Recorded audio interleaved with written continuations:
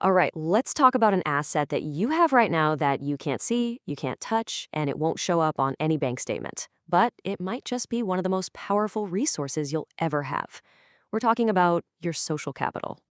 So let me ask you this. What are your connections really worth? I mean, think about it for a second. Your friends, your family, your colleagues, beyond just being good people, what's their actual value in your life? Because we're talking about something much deeper than just a contact list or your number of followers. These relationships are a powerful resource, a genuine form of capital that you can draw on, invest in, and benefit from your entire life. Okay, so to really get our heads around this, let's start by getting a crystal clear definition. What exactly is social capital? Well, the sociologist Robert Putnam really nailed it with this definition. The key ingredients here are networks, norms, and trust.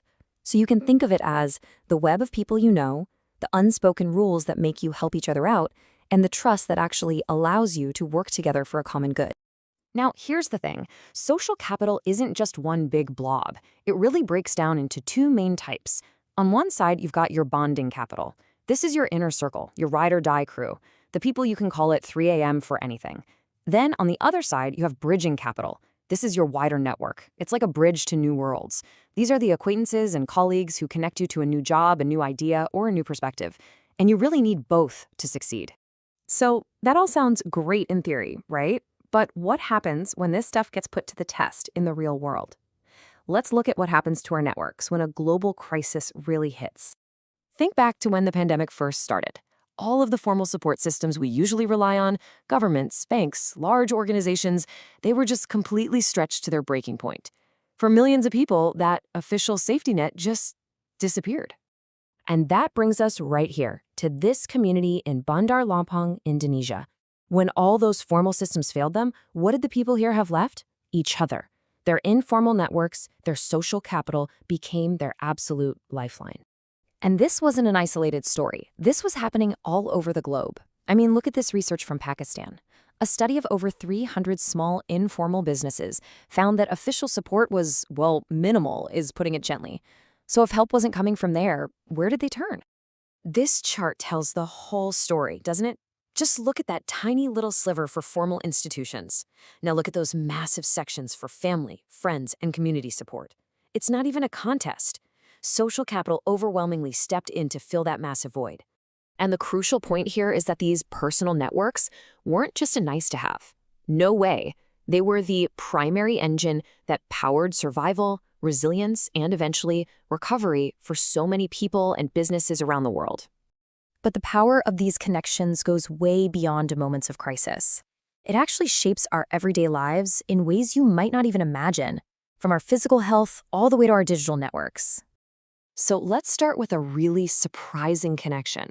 Is it possible that the quality of your relationships and your community could actually have a measurable effect on your physical health? Well, a study across 40 communities in the US found something pretty amazing. The data showed that in communities with higher levels of that bonding capital, those strong, close-knit, supportive ties, people had significantly lower odds of reporting that they were in fair or poor health. And to put a number on it, the odds ratio was 0.86.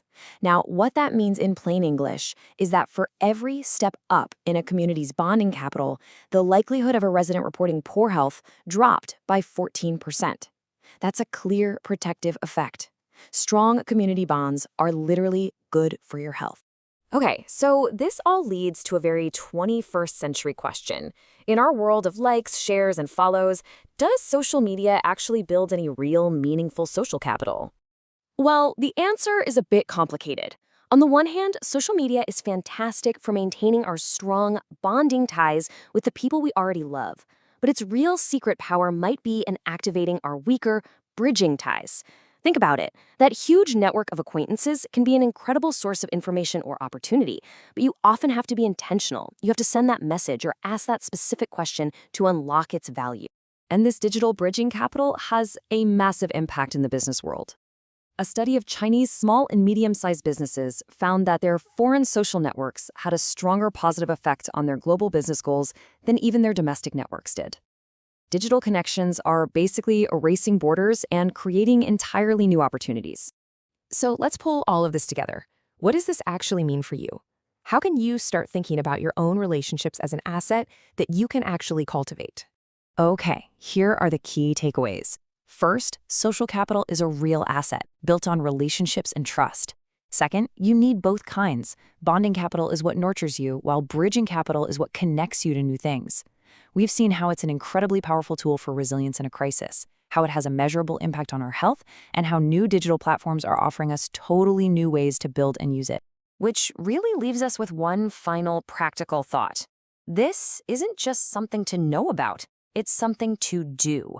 So my question for you is, how are you going to invest in your social capital this week? Maybe it's a call, a coffee, or a helpful introduction. What's your move?